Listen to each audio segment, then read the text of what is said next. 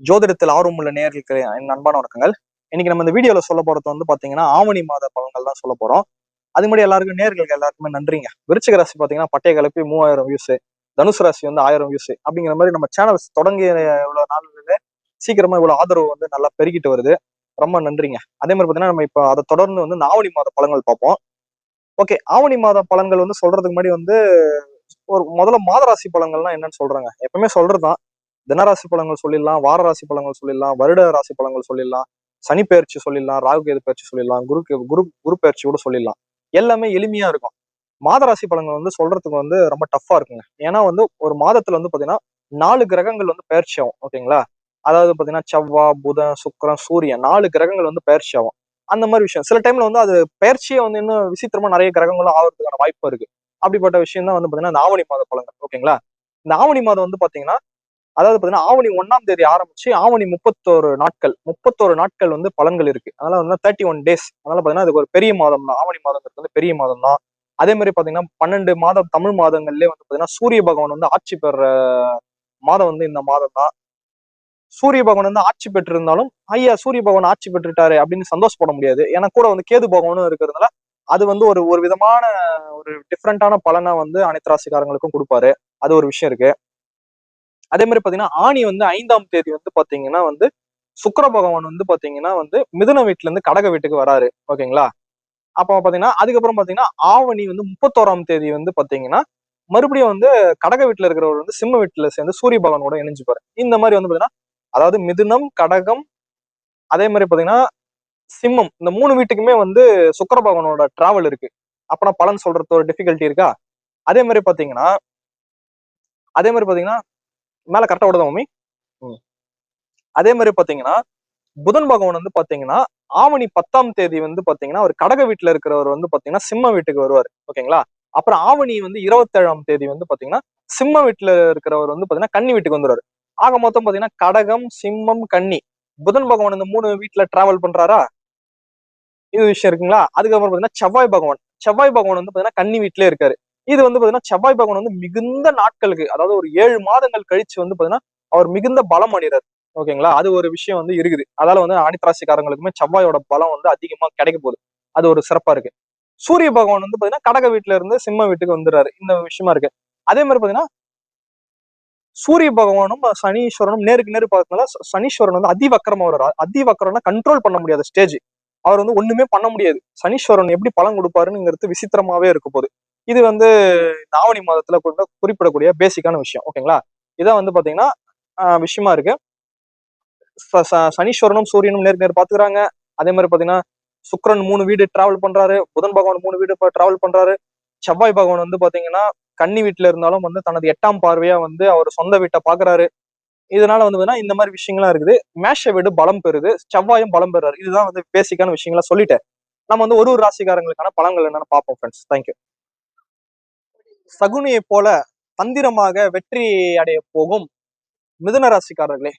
அதாவது மிதுன ராசிக்காரங்க வந்து பாத்தீங்கன்னா சகுனியை போல வந்து புத்தி சாதுரியத்தை, உங்களோட புத்தி கூர்மையை பயன்படுத்தி எதை எப்படி செய்யணும், நம்ம கத்துக்கிற விஷயத்தை எங்க பயன்படுத்தணும், அது எல்லாத்தையுமே வந்து ஒரு விஷயத்த படிச்சதுதான் நீங்க வந்து பயன்படுத்துவீங்க. சில பேர் 10 பேர் சொல்லி அதுல எது கரெக்ட்னு சொன்னதான் பயன்படுத்துவீங்க. ஏதோ ஏனோ தானோன்னு வந்து செயல்படாம எல்லாத்தையுமே வந்து கரெக்டா பேசி புத்திசாலித்தனம் மூலம் வெற்றி அடைகிற மாதமா இருக்கும். ஏன்னு பாத்தீங்கன்னா புதன் பகவான் வந்து பாத்தீங்கன்னா 2ஆம் வீட்டுல இருக்காரு, நல்லதான் செய்யறாரு. 3ஆம் வீட்டுல இருக்கிற சூரியன் கூட இருந்தோன்னா அவர் நல்லதான் செஞ்சு ஆகணும். கேது பகவான் வெற்றி அடைஞ்சே ஆகணுங்கிற சூழ்நிலை ஏற்பட்டு அடைஞ்சுதான் ஆகணும். ஆவணி 27ஆம் தேதிக்கு அப்புறம் பாத்தீங்கன்னா 4ஆம் வீட்டுல வந்து உச்சமா வராரு. அதாவது கேந்திரத்துல 4ஆம் இடத்துல வந்து உச்சமா வர்றது வந்து மிகுந்த பலம். செவ்வாய் கூடயும் இருக்கிறதுனால எங்க போற இடம் எல்லாம் வந்து பாத்தீங்கன்னா உங்களுக்கு வந்து நிறைய வந்து போட்டிகளும், நிறைய பிரச்சனைகளையும், வம்பு வழக்குகளும், உங்களை எதிர்க்கிறதும் எல்லாமே இருக்குது. அது எல்லாத்தையுமே உங்க புத்திசாலித்தால வந்து வெற்றி அடையக்கூடிய மாதமா வந்து ஆவணி மாதம் இருக்குங்க. இது புதன் பகவான் அளிக்கக்கூடிய பலன்கள். ஓகேங்களா? அடுத்து சுக்கிர பகவான் அளிக்கக்கூடிய பலன்கள் பார்ப்போம். சுக்கிர பகவான் வந்து பாத்தீங்கன்னா 12ஆம் அதிபதி, விரையாதிபதி, அதே மாதிரி பாத்தீங்கன்னா பஞ்சமாதிபதி. அதாவது பாத்தீங்கன்னா அதிர்ஷ்டம், உங்களோட வந்து பூர்வீகம், உங்களோட புத்திரங்களை, புத்திரஸ்தானம், இதெல்லாம் குறிக்கக்கூடிய ஸ்தானாதிபதி. இவரு வந்து கண்டிப்பா வந்து பாத்தீங்கன்னா உங்களுக்கு வந்து புத்திரபாக்கியம் இருக்குது. மிதுன ராசிக்காரங்களுக்கு வந்து புத்திரபாக்கியம் இருக்குது. நிறைய செலவுகள் இருக்குது. நிறைய விஷயங்கள் வந்து சிறப்பா இருக்கு. ஏன்னா வந்து பாத்தீங்கன்னா சுக்கிர பகவான் வந்து பாத்தீங்கன்னா 5 நாள்லயே வந்து 2ஆம் வீட்டுல வந்துறாரு. குடும்பஸ்தானத்துல வந்துறாரு. ஜென்மத்துல இருக்கும் போது சிறப்பா செய்யறாரு பலன்களை. 2ஆம் வீட்லயும் வந்துடுறாரு. நல்ல பேச்சு, நல்ல சாப்பாடு, நல்ல உணவு, நல்ல புத்திர பாக்கியம், நல்ல புத்திர வருவாய் எல்லாமே சிறப்பா இருக்குங்க. ஓகேங்களா? அதுக்கப்புறம் பாத்தீங்கன்னா ஒரே ஒரு நாள் மட்டும் வந்து பாத்தீங்கன்னா 3ஆம் வீட்ல வருவாரு. வெற்றி ஸ்தானத்துல வந்துருவாரு. அந்த வெற்றி ஸ்தானத்துல இருக்கும் மோஸ்ட்லி சிறப்பா தான் இருக்கு. அங்க மொத்தம் பாத்தீங்கன்னா மிதுன ராசிக்காரங்களுக்கு வந்து பாத்தீங்கன்னா புத்திர பாக்கியம் இருக்குது. நல்லா வந்து குடும்பத்துல வந்து நல்லா மகிழ்ச்சியா வச்சுப்பீங்க. நல்லா சந்தோஷமா இருப்பீங்க. எல்லாத்தையும் புத்தி சாதுரியத்தால ஹேண்டில் பண்ணிட்டு போயிட்டே இருப்பீங்க. அந்த மாதிரி விஷயமா இருக்குங்க. இது வந்து சுக்கிர பகவான் அளிக்கக்கூடிய பலன்கள். அடுத்து சூரிய பகவான் அளிக்கக்கூடிய பலன்களை பார்ப்போம். சூரிய பகவான் வந்து பாத்தீங்கன்னா கிட்டத்தட்ட உங்களுக்கு வந்து அவர் வந்து பாத்தீங்கன்னா ஒரு 3 மாதங்களா உங்களை வந்து படாத பாடு படுத்திட்டாருங்க. ஓகேங்களா? உங்களால எதை பண்ணாலும் வந்து தோல்வி, வெற்றி ஜெயிக்க முடியல, பிரச்சனை, தொந்தரவு, பேசினா பிரச்சனை, நடந்தா பிரச்சனை, குடும்பத்துக்குள்ள பிரச்சனை, இந்த மாதிரி ஏகப்பட்ட பிரச்சனைகள் இருந்துச்சு. இப்போ வந்து பாத்தீங்கன்னா 3ஆம் அதிபதி 3லயே இருக்காரு. அதுல பாத்தீங்கன்னா வந்து வெற்றி அடையிறது உறுதி, ஷோரிட்டி. வெற்றி வந்து எப்படி எப்படிலாம் நம்ம ஜெயிக்க முடியும், எப்படி எப்படிலாம் சக்சஸ் அடைய முடியும், எப்படி எப்படிலாம் நம்ம தைரியமா இருக்க முடியும், இதெல்லாம் இப்படி எல்லாம் பண்ணா நம்மள ஹேண்டில் பண்ண முடியும், காசு எப்படி மெயின்டைன் பண்ண, படிக்கிறத எப்படி மெயின்டைன் பண்ண, என்ஜாய்மெண்ட் எப்படி மெயின்டைன் பண்ண, அதே மாதிரி ஃப்ரெண்ட்ஸ் கூட டைம் எப்படி ஸ்பெண்ட் பண்ணு, கேர்ள் ஃப்ரெண்டு கூட எப்படி டைம் ஸ்பெண்ட் பண்ணு, எல்லாத்தையுமே வந்து ஒரு கரெக்டான ஒரு டைம் செட் பண்ணிட்டு அதுக்கேற்ற மாதிரி வந்து எல்லாத்தையுமே வந்து ஒரு ஆல் ரவுண்டடா எதுலயுமே பிரச்சனை இல்லாத மாதிரி வந்து இருக்கிறது. படிப்பு கோசம் வந்து ஃப்ரெண்ட்ஸ் கிட்ட என்ஜாய்மெண்ட் விடுறது இல்ல.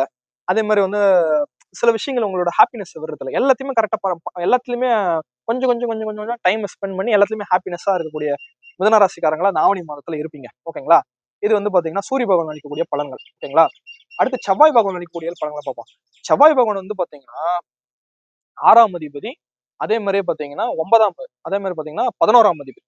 6ஆம் அதிபதிங்கிறது வந்து அதாவது ருணரோக சத்ருஸ்தானாதிபதி, 11ஆம் இடங்கிறது வந்து லாபஸ்தானாதிபதி. சரி, இது ரெண்டுத்துக்கும் ஒரு ஒற்றுமை என்னன்னா ரெண்டுமே உபஜயஸ்தானாதிபதி.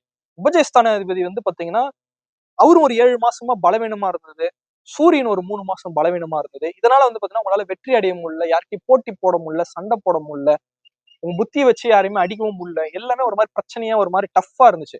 இப்போ வந்து பாத்தீங்கன்னா இப்போ வந்து பாத்தீங்கன்னா செவ்வாய் பகவான் வந்து 4ஆம் வீட்டுல இருந்தாலும் இது வந்து உங்களுக்கு சுகஸ்தானம் ஆயிடுச்சு. அதாவது எல்லார்ட்டையும் சண்டைக்கு போறது, வம்புக்கு போறது, எதுவா இருந்தாலும் பாத்துக்கலாம்னு இருக்கிறது, என்னாலதான் செய்ய முடியும் அப்படிங்கிற மாதிரி எல்லாத்தையும் வம்புக்கு போயிட்டு உங்களோட ஃபுல் பராக்கிரமத்தை எஃபெக்ட போட்டுட்டு என்னை யாரும் டம்மின்னு நினைக்க கூடாது, நான் இப்படிதான் அப்படிங்கறத காட்டுறது. இதுல வந்து பாத்தீங்கன்னா அப்படியே ஒரு அது வந்து அவங்களா போக மாட்டாங்க. உங்களை வந்து மிதுன ராசிக்காரங்களை யாரும் சீன்னாங்கன்னா அப்போ வந்து பராக்கிரமத்தை காட்டி தான் நானு போடா, நீ என்னடா படிக்கிற மட்டுமே சொன்ன, நான் பாடுறேன், நான் படிச்சுனே மட்டும் இருக்க மாட்டேன், நான் ஜாலியா என்ஜாயும் பண்ணி இருப்பேன், நான் ஃப்ரெண்ட்ஸ் கூட டைம் ஸ்பெண்ட் பண்ணுவேன், அது ஏன் இஷ்டம், எது வந்தாலும் எனக்குன்னு டைம் இருக்குது, நீ வந்து என்ன டிசைட் பண்ணாத அப்படிங்கிற மாதிரி எல்லாத்தையுமே ஒரு மாதிரி டக்கு டக்குன்னு பேசி அதை ஹேண்டில் பண்ணி ஒரு சூப்பரா வந்து மிதுன ராசிக்காரங்க ஹேண்டில் பண்றாங்க. அந்த மாதிரி விஷயம் இருக்கு. அதுல பாத்தீங்கன்னா சிறப்பா இருக்கு. அடுத்து சனீஸ்வரன். சனீஸ்வரன் அடிக்கும் பலன்கள் பார்ப்போம். சனீஸ்வரன் வந்து 9ஆம் வீட்டுல இருக்காரு. 9ஆம் வீட்டுல வந்து பாத்தீங்கன்னா உங்களை பார்த்து நிறைய பேர் வந்து கடுப்பாயி உங்களை பிடிச்சி திட்டிக்கினு நீ ஒழுங்காடுறா மிதுன ராசிக்காரங்களா பெண்களா இருந்தாலும் சரி ஆண்களா இருந்தாலும் சரி உங்களை பார்த்து எல்லாரும் நீ ஒழுங்காடுறா இரிட்டேட் பண்ணாதரா, டென்ஷன் ஆக்காதரா, அப்படி இப்படின்னு உங்களை சுத்தி இருக்கவங்க எல்லாரும் சொன்னவங்க எல்லாருக்குமே ஒரு பதிலடி கொடுக்குற மாதமா அந்த மாதம் இருக்கும். அது வந்து உங்களை கண்டு ஒரு உள்ள பொறாமைதான். சில விஷயங்கள் வந்து உங்களை பார்த்து வந்து அதை நீங்க பண்ணக்கூடாது, அதை செய்யக்கூடாது, இது செஞ்சா கடுப்பாகுதுங்கிற மாதிரி அவங்களுக்கு வந்து ஒரு மாதிரி இரிட்டேஷன்.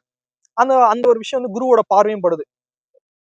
அதனால வந்து நல்லா சிறப்பா இருக்கும். உங்களுக்கு வந்து உங்களை யாருமே வந்து குறை சொல்ல முடியாது, உங்களை எதுவுமே பண்ண முடியாது. நீங்க வந்து குறை சொல்ற மாதிரி நடந்துக்க மாட்டீங்க. எதா இருந்தாலும் நான் கரெக்டா தான் இருக்கிறேன் அப்படிங்க, நான் கரெக்டா தான் இருக்கிறேன், நான் கரெக்டா தானே இருக்கிறேன், கரெக்டா மார்க், நான் கரெக்டா மார்க் எடுக்கிறேன், நான் கரெக்டா வெளியே போறேன், நான் கரெக்டா ஹாப்பினஸ்ஸா இருக்கிறேன், கரெக்டா எனக்கு பிடிச்சதை செய்யறேன், நான் கரெக்டா தானே இருக்கிறேன், என்ன யார் கேட்கறது அப்படிங்கிற மாதிரி வந்து ஒரு தெளிவா ஒரு மைண்ட் செட்ல வந்து மிதுன ராசிக்காரங்க வந்து இருப்பீங்க. ஓகேங்களா? 3ஆம் இடத்துல கேது பகவான் இருந்தாலும் கொஞ்சம் பய உணர்வு வந்தது வந்து இந்த மாதம் வந்து கொஞ்சம் பய உணர்வு இருக்காது. கொஞ்சம் வந்து நமக்கான பிரஸ்டீஜ் இருக்குது, நமக்கான மரியாதை இருக்குது, கௌரவம் இருக்குங்கிறதுல ஒரு தெளிவா இருப்பீங்க. இது வந்து மிதுன ராசிக்காரங்களுக்கான பலங்களா இருக்கு. ஓகேங்களா? குரு பகவான் வந்து ஜென்மத்துல இருக்காரு. ஜென்ம குரு வந்து உடல் நலத்தை பாதிப்பார். அதனால பாத்தீங்கன்னா சில விஷயங்கள் உங்களுக்கான லட்சியத்தை நோக்கி அடையிறதுனால உடல்ல வந்து பாதிப்பு ஏற்படுத்தக்கூடாது. அதாவது நைட்ல தூங்காம படிச்சுன்னு இருக்கக்கூடாது, நைட்ல கண்ட நேரத்துல சாப்பிடக்கூடாது, எந்திரிச்சு சாப்பிடாம பண்ணிட்டு திடீர்னு நைட் ஒரு 2 மணிக்கு எந்திரிச்சு சாப்பிட்டுக்கலாம், ஒரு முட்டை ஆம்லெட் போட்டு சாப்பிட்டுக்கலாம், நைட்ல ஒரு பரோட்டா சாப்பிட்டுக்கலாம், சரி நைட்ல வந்து பிரியாணி சாப்பிட்டுக்கலாமே போயிட்டு, இந்த மாதிரி வந்து உடலை கெடுத்துக்கிற மாதிரி எந்த வேலையும் செய்யக்கூடாது. 2ல சுக்கிரன் இருக்கிறதுனால உணவுகளால வந்து பாத்தீங்கன்னா உணவுகளால நல்ல உணவுகள் சாப்பிடுவீங்கன்னு இருக்குது. அதே மாதிரி பாத்தீங்கன்னா உணவுகளால வந்து ஒரு ஒரு நேரங்கட்ட நேரத்துல உணவு சாப்பிட்டீங்கன்னா அது தனக்கே பாதிப்பாகவும் இருக்குது சில உணவுகள். அதனால பாத்தீங்கன்னா உணவுகள் அருந்துறதுல வந்து ரொம்ப எச்சரிக்கை தேவை. சில பேர் வந்து எதை செஞ்சாலும் கரெக்டா செய்யணும் அப்படிங்கிறது வந்து இருக்கு ஃப்ரெண்ட்ஸ். ஓகேங்களா?